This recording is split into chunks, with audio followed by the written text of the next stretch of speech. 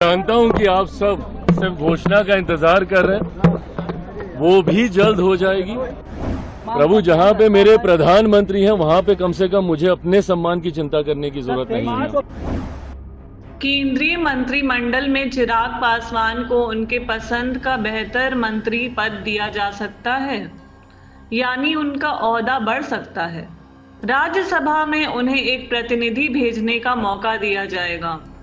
केंद्रीय मंत्रिमंडल में बड़ा ओहदा और राज्यसभा में एक सीट पर चिराग पासवान मान जाएंगे क्या? भारतीय जनता पार्टी की तरफ से धर्मेंद्र प्रधान और नित्यानंद राय ने चिराग के साथ मंथन किया है। चिराग पासवान और उनकी पार्टी अच्छी तरह जानती है कि उनका लोकसभा में स्ट्राइक रेट पर बेहतर इसलिए था क्योंकि वह बीजेपी के साथ और एनडीए में रहकर चुनाव लड़े थे।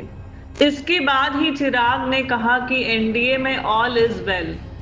चिराग ने कहा कि प्रधानमंत्री नरेंद्र मोदी के रहते हुए उन्हें खुद अपने बारे में कुछ भी सोचने की जरूरत नहीं है। जानता हूं कि आप सब सिर्फ घोषणा का इंतजार कर रहे हैं, वो भी जल्द हो जाएगी।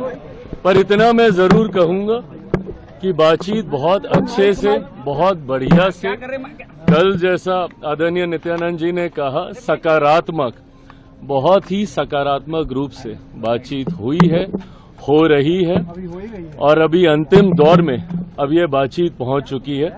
मुझे लगता है जिस घोषणा का इंतजार आप सब कर रहे हैं कि कौन कहां कितनी, हम लोग हर एक माइन्यूट जितने भी डिटेलिंग्स हैं, हर चीज को हम लोग पहले ही डिस्कस कर लेना चाहते हैं ताकि बाद में गठबंधन के भीतर किसी भी चीज को लेकर, सीटों को लेकर, प्रत्याशियों को लेकर, कहां पे कौन कैसे प्रचार करेगा, कैसे, हर चीज को विस्तार से हम लोग चर्चा करना चाहते हैं, जो कि बहुत अच्छे से हुई है, हो रही है और मुझे लगता है बहुत जल्द आप सबके सामने ख्याल रखा गया सर आपका आत्मसम्मान। प्रभु, जहां पे मेरे प्रधानमंत्री हैं वहां पे कम से कम मुझे अपने सम्मान की चिंता करने की जरूरत नहीं है। चलिए।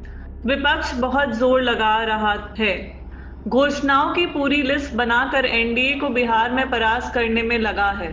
एनडीए के मंत्रणा करने वाले ऐसा लगता है कि चिराग के साथ मामला हल कर चुके हैं।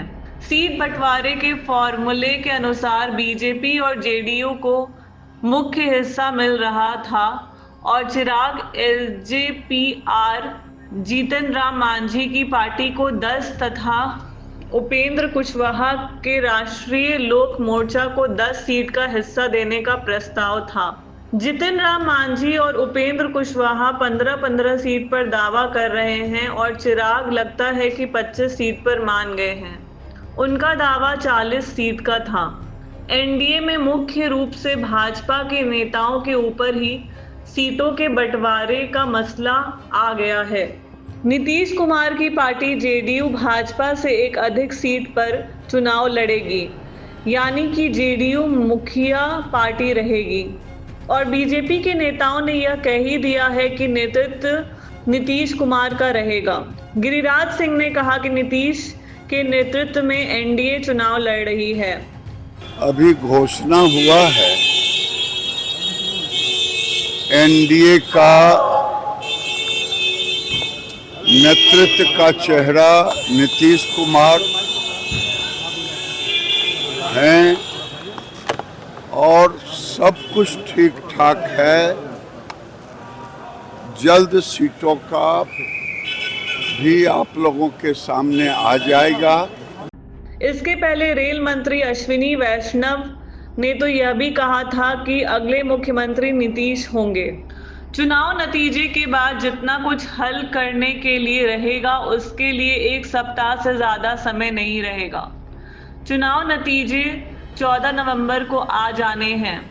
इसके बाद नई सरकार बनने के बीच पूरा एक सप्ताह का समय रहेगा।